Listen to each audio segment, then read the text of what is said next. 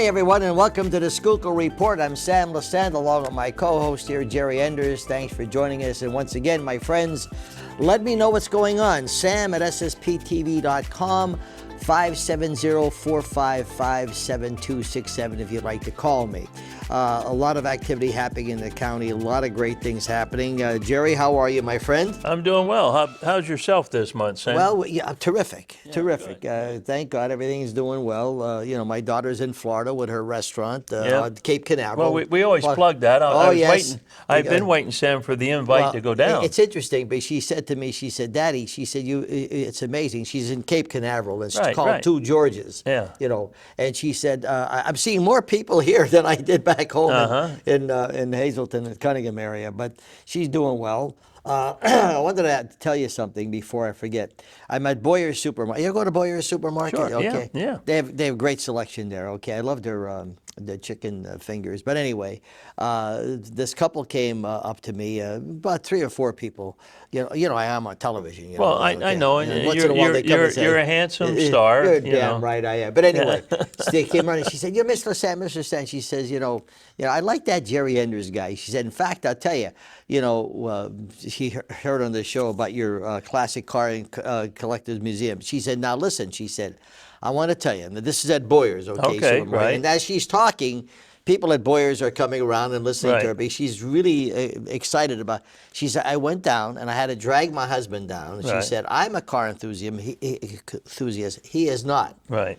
When they got to your place at the museum, the classic car museum, she said, I could not believe what I saw there. And of course I know that because I've been at your place. You've been there and filmed it. And she was so impressed with your place, and then that brought me to the point where she came down here, with her husband. Yep. They were here. They went to Vito's Coal Fire Pizza Restaurant for something to eat. They did a little shopping, So hence tourism. Right. Okay. Yes. Which you have been involved with for so many years. Okay. Yep. And how important it is for the community. Okay. For the local economy. And and we're going to have Paul here from Evergreen Acres Farm. And next to him, we are the number 2 industry. Agriculture, farming is the number 1 industry in Pennsylvania, and tourism is the number 2 industry, which brings hundreds of millions of dollars in, and even in Schuylkill County.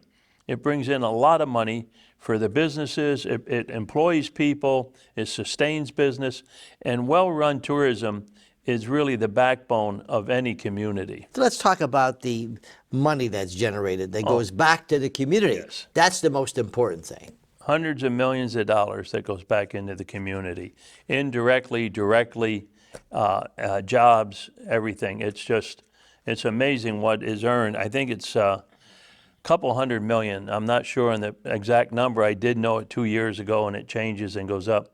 But the tourism industry, just like we're going to have Paul come up here and talk about the farm and who comes here to buy trees, where they send the Christmas trees to, that's all tourism.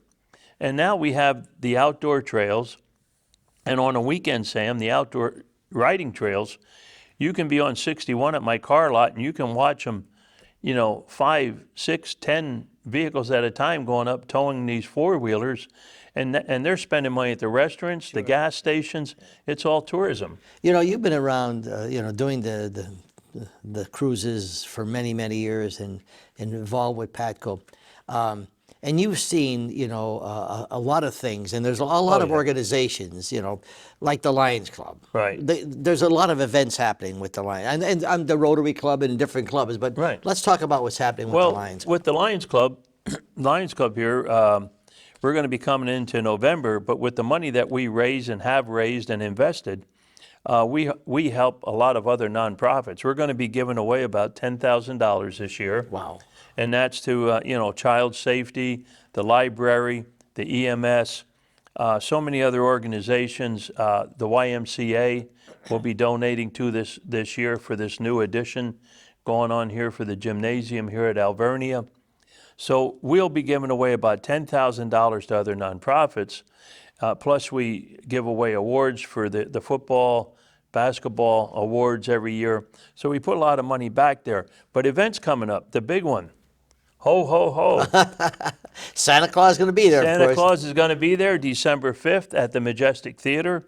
Everything's paid for by the Lions Club, but we also want to thank some of our sponsors for the opportunity to have this. And it's a free kids night. It's Friday, December 5th, the first Friday, December, Majestic Theater. And we're having the Grinch movie. Now, you don't have to be there. We have it filmed. But we're having the Grinch movie, and it'll be free popcorn for the kids. Santa will be arriving, and then we give all the kids that attend a free gift stocking at the end of the movie to take home with them. And you know, Sam, this was my passion to start this. I started this Christmas movie 15 years ago because as a young kid, I grew up in Schuylkill Haven, and I remember going over to the fire company and getting that Santa stocking with some candy and an orange and stuff in there. And what it meant to me and what I still remember of seeing Santa and getting that gift. And so this movie brings, it doesn't matter what part of society, if you're poor, you bring your mom, your dad, your family, everybody gets a gift. That's free great. popcorn, free movie, and that's all paid for by the Lions Club. And that money has been earned and invested from the Pottsville Cruise days, Sam. You know, it's interesting because how do you determine what you give to the different organizations? You mentioned that how do you know to give so much money here and so much money there? How does that determine? Well, we give the St. Joe's Special Learning. These are organizations that we have given to over the many years. Yeah. And the way it started, the SPCA, we had people on our cruise committee that had a favorite organization, and because they worked and helped earn the money at the Pottsville Cruise over the years, they would pick their organization. Like one of our members, he's involved with the Hillside SPCA, so they get money. Another one with the St. Joe's Special Learning. So we kept the tradition. Now, years ago, Sam, you were there. We used to give away $20,000 yes. every year, but we can't do that, but we work on our investment. So we'll be giving and donating about $10,000. And answer your question more directly, we still have some of the same charities, the library, St. Joe's, Hillside, Child Safety Program that we like to give to. We give to the Lasting Legacy. So we have a lot of organizations, but we give a few $100 of them, but they're just great people, and they really appreciate it. They do. And every little bit helps, Sam. There's no question about that. And my friends, look, Jerry's new calendar. I love these calendars. The classic cars, Jerry's Northeast Auto Sales. This is a great calendar. And speaking of cars, I want to thank Bob Weaver, who's been a strong supporter of our Schuylkill Report, Weaver Automobile, #1 in Schuylkill County. I want to thank them very much. And we'll thank some of our other sponsors who allowed this program to continue. Remember, Sam at ssptv.com for anything that you like us to talk about. And my son was at the Stampede. Yep, it's a fundraiser for PADCO, which we reinvest back into the community. It was an amazing night down there. It was a sellout crowd. Next year, it'll be October 21st. It's the third Saturday. I just got the call this morning before I came here, and we're all set. But the Stampede, the amount of people, Sam, I stood back with Commissioner Hess, and I said, look at this crowd. And young Sam was down there. He's seen it. Yeah. The crowd was amazing. Yeah. And I said, have you ever seen anything at the fairground that big? And Gary Hess had to say no. He said it was the largest crowd. I want to say quickly, thank you for Explore Schuylkill, all the sponsors that stepped up to help the event, and all our volunteers. We have a lot of volunteers, Sam, that made it work, and it was phenomenal. It was great, and he went down there, he did a little interview, and so here's what my son did when he was at the Stampede.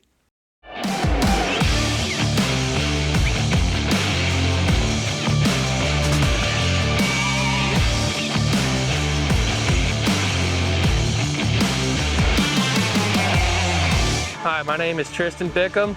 I'm from Schuylkill Haven, Pennsylvania, and I'm here at the Schuylkill Stampede. So bull riding is basically the most dangerous sport in America. Your goal is to hang on with your hand tied into a braided rope for 8 seconds, with your free arm not touching the bull or you, otherwise you get disqualified.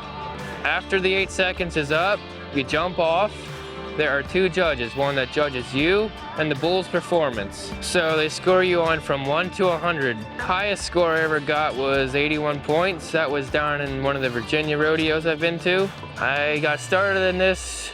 It was actually my younger brother's birthday present that he wanted to go ride. So we all went down to friends of ours to try it out, and I was hooked ever since. So even though I've ridden a lot of bulls, if you always ride a new one, you gotta be focused, be prepared. That bull can do anything. Probably have maybe 6 or 8 belt buckles at home. I got this one earlier this year at Kempton. So the next rodeo I qualified for would be the Zebra Crossfire division. That's basically the beginner level of bull riding, and this is my 2nd year going. My mother said if I qualify 2 years in a row, I can move up to the big boys. That's why I'm here today. And if you got a dream, chase it, because a dream won't chase you back. It started on a family farm. We started doing rodeo events, mostly horse events. Eventually we had some guys interested in doing some bull riding, so we put bucking chutes in and started bucking bulls. And it's just grown ever since then. We do youth rodeos. We started doing these road shows like this one at the Stampede up here, Schuylkill Stampede, and it's just been growing ever since. Tonight we have the Southern Extreme Bull Riders with us. So we're gonna have some bull riding, the barrel racing, funny man, has some crowd participation, and it'll be just a good time tonight. We sanction under the Southern Extreme Bull Riders Association. They're actually a stepping stone to the PBR. So there's been a lot of former bull riders that have competed in Zebra bull riding that have gone on to participate in PBR. So it's a stepping stone for those guys just to work their way through the ranks. We actually do have a female bull rider entered tonight in the Crossfire division. Yeah, she's ridden in a couple of our events. She does really well. Yeah, Tristan, he's a gritty young bull rider. He's a really handy rider. He's been coming up through the ranks of Zebra, and he's bumped up to the pros this year, so he's got a bright future ahead of him. Rodeo is just booming. It's just a good, wholesome family show to come watch. So you can go on the GoZebra.com website. There's a lot of events posted on there, and they're all over the country, really. The southern states, northeast up here, all those events are posted on there, including our Red Eye schedule. So and they can look us up on Facebook too, on Red Eye Rodeo. So this is our last one for the season. We're kind of ready to be done. It's been a long season, so we'll be ready to start back up in the spring. Hey, welcome back to the Schuylkill Report. I'm Sam Lesante, along with my co-host Jerry Enders. Remember, it's 24/7, my friends. You can watch all of our shows. And I want to thank you for making the Sam Lesante Show the #1 talk show in northeastern Pennsylvania. I appreciate it. Now, in the greater Hazleton area, you know we're on. We've been on since 1994, 24/7 on Channel 13 and 513, ssptv.com. In Wilkes-Barre, every weekend from 7 to 11 p.m., Saturday and Sundays on Channel 92. And, of course, Comcast here in the Pottsville area from 7 to 11 p.m. every day. Now, one thing I want to clear up here, my friends, I've been asked a couple times when my friend Vito's Coal-Fire Pizza and Restaurant, one of my favorite restaurants, we used to do the chamber report. And the reason we're not doing the chamber report is because simply they have not asked me. So I just want you to know that Bob Carl has not asked us to do the shows anymore for whatever reason I don't know. But we were doing them because we were being asked. So I don't want you to think that SSP TV is negating any of the chamber members. No, we just were not asked. Okay. Now, Jerry, we have a good friend of ours here, Paul Shealer from Evergreen Farm. Evergreen Acres Tree Farm. You had to correct me. See? Yes, I did. I feel like I'm at home now. Well, okay. as your co-producer here. It's an interesting story, Paul. We were talking how you started, and give us a little background how you started, because I've been involved in the business my entire life. The business started in 1945 when my father got out of the service in World War II, and my dad and grandfather. Believe it or not, and this is on our website, they were trying to get enough money together to put a turkey on the Christmas table. And that's how the business started. And there were some conservation plantings of Christmas trees, well, just evergreen trees on the property. So they cut a few of them down, put a sign out, and Christmas trees, and they were selling for 15 cents a piece. Wow. And they sold out real quickly. So they did it again, and they did it again. By doing so, they realized, hey, there's a need here. And the very next spring, they started planting Christmas trees in spring of '46. And that's how it started. And that's how it started. And when did you get involved? Like I said, I grew up in the business. Became more active in the business about in the mid-1980s. And then my dad died very suddenly in 1989, and I took over from there and grew the business. My dad and grandfather had been running the business, and it was kind of more like a hobby. And they really weren't raising the correct species of trees that were desirable in the market. They were raising a lot of Scotch pine and Norway spruce back then. And I had worked for Penn State for 28 years as an agricultural extension agent, and I knew what the industry was calling for and what the demand was through my job. So in 1989, I took over full storm and developed the business from there. From 1989 until 2001, I didn't keep a dime of income out of the business. I kept reinvesting into the business. I had the job with Penn State. My wife worked. I had health insurance. And so we just invested everything back into the business. Interesting story, Jerry, isn't it? And that's how you grow business. And actually, Paul, you can answer this probably more than I can through tourism. But Schuylkill County is a huge Christmas tree county. If you go down to southern Schuylkill County, out 895, and down in McKeansburg, Landingville, Auburn, and look at the tree farms, it's amazing, isn't it, Paul? At one time, Schuylkill County was listed as the #2 producer of Christmas trees in Pennsylvania, next to Columbia County. I don't know where that statistic stands today. With attrition and gray hair facing the business, a lot of people, second generation, third generation, not willing to take on the business. A lot of the tree farms have gone by the wayside. There was a big one up in Columbia County, 3,000 acres.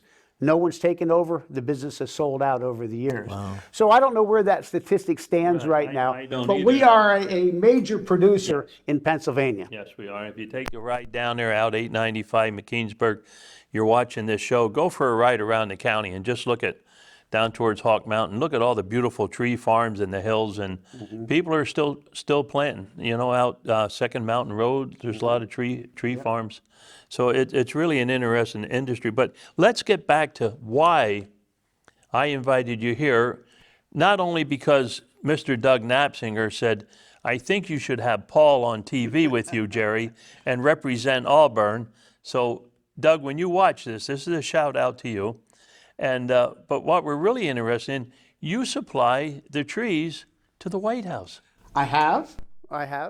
And a lot of people think that it's they come to us for a tree, and that's not how it works.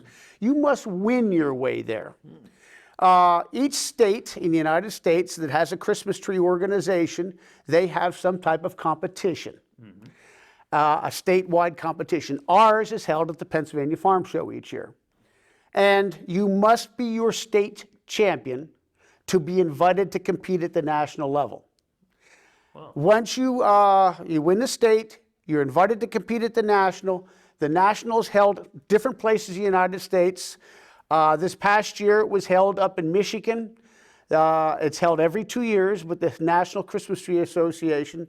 Before that, it was in Wisconsin, and 6 years ago, it was held in North Carolina.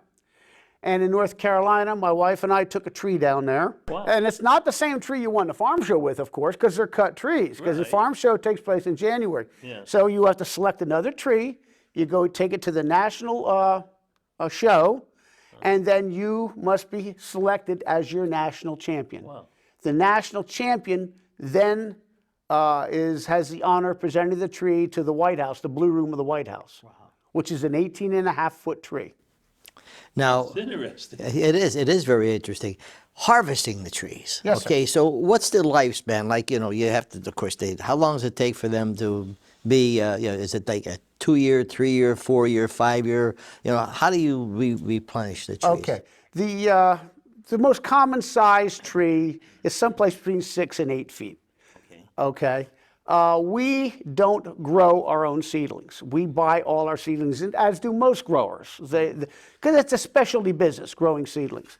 We buy it as a 4-year-old plant, what they call a 2-2 transplant. 2 years in a seed bed, 2 years in a transplant bed. So it's a 4-year-old plant standing probably about a foot high. Okay, I've seen them in fields being planted. We plant them, and then depending on the species, it can take anywhere from 6 to 12 years to bring that tree to the desirable market size, which I said is about 7 to 8 feet. Wow.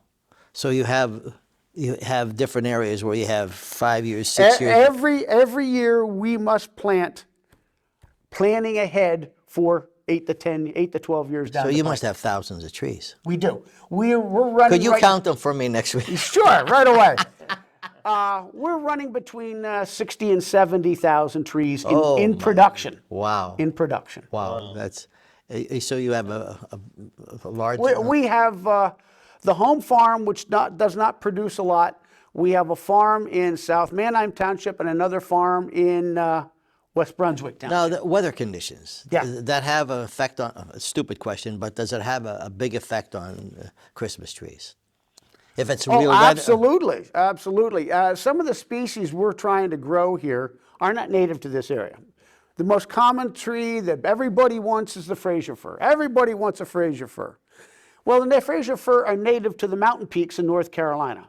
They have their heads in the clouds all the time. Right. And they get, on average, about 60 inches of annual rainfall. Wow. We bring them here at lower elevations, and we're trying to produce them on 40 to 48 inches of rainfall. So rainfall and temperature is a big issue with raising them. And we have a lot of our Fraser fir under trickle irrigation. Now, my friends, go to their website, but go there and you'll see a lot of things. And Jerry will give you the litany of sponsors. Explorer Schuylkill, as always, great sponsors, Bob Weaver Chevrolet, Pottsville Eye Care Specialist, Lehigh Valley Health Network down there, and of course, Sam's favorite, where he likes to eat, Paul, over at Vito's Coal Fire restaurant outside of St. Clair there over at Walmart.